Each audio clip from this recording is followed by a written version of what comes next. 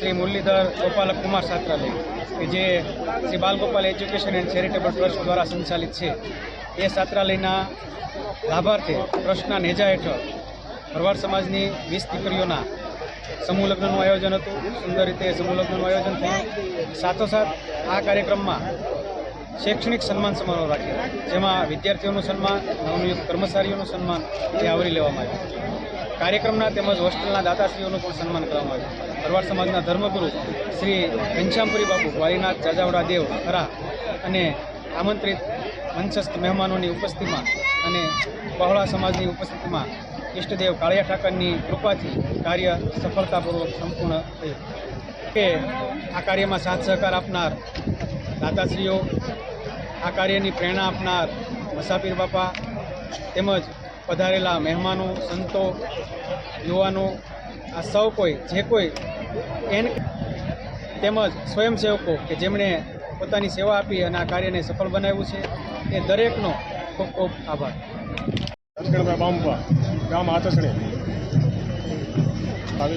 ધીરે જો લગ્ન કરીએ તો 8 લાખ રૂપિયા થાય અને આમાં બોલું ને આ સમૂહ લગ્ન સમિતિ છાત્રાલયને લીધે અને આ દીકરીઓના 20 દીકરીઓના લગ્ન કર્યા। એક દીકરીનો 7 લાખ રૂપિયા ખર્ચ થાય। ફાયદો હારામાં હારો થવા જોઈએ અને સમાજને લાભ થાય અને સારું સમાજને બચાવ થાય અને દીકરીઓના માટે સારું, દીકરીના પર્યાવરણ મળે, બધી માટે સારું। એજ્યુકેશન ચેરિટેબલ ટ્રસ્ટ નેજા નિશી મુરલીધર ગોપાલક કુમાર છાત્રાલય ચાલી રહી છે, એના લાભાર્થે 20 દીકરીના સમૂહ લગ્નનું આયોજન કર્યું હતું। એમાં સંપૂર્ણ ભોજન સમારોહના દાતા મસાફિર બાપા હતા અને બીજા બધા કરિયાવરના અન્ય સમાજે ખર્ચ ઉઠાવ્યો હતો। સમાજના સાથ સહકારથી 20 દીકરીના સમૂહ લગ્નનું અમે સુંદર આયોજન કર્યું હતું અને 10 થી 12 હજાર માણસો એટલે પ્રસાદનો લાભ લીધો હતો અને સમગ્ર સાવરકુંડલાની જનતાએ આ નિહાળે તો જનતાએ આનો લાભ લીધો હતો।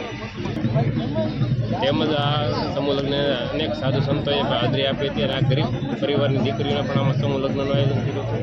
આની અંદર ઘણા બધા પરિવારને લાભ થયો છે। આ એક કુરિવાજ આપણા રિવાજ છે જે કે સમૂહ લગ્ન થાય તો સમાજના ઘણા બધા પૈસાઓનો બચાવ થતો હોય છે, એટલા માટે આવું આયોજન થાય એવું અમે એક આયોજન કરવાનો પ્રયાસ કર્યો હતો, જે સમાજને ઘણો બધો લાભ થાય અને સમાજના દીકરાને આના થકી શિક્ષણમાં પણ લાભ થાય અને સમાજનો ખર્ચ પણ બચે। આવું મસાફિર બાપાની પ્રેરણાથી આવું એક અમે આયોજન કર્યું હતું। આની સાથે અમે એક શૈક્ષણિક કાર્યક્રમ પણ આયોજન કર્યું હતું, જેની સાથે અમે 10, 12 અને કોલેજની વિવિધ ડિગ્રીઓ હતા અથવા અત્યારે જે હાલ રિઝલ્ટ આવ્યું પોલીસનું એમના પણ જે સિલેક્ટ થયેલા વિદ્યાર્થીઓ છે એમનું પણ અમે અહીંયા સન્માનનું આયોજન કર્યું હતું।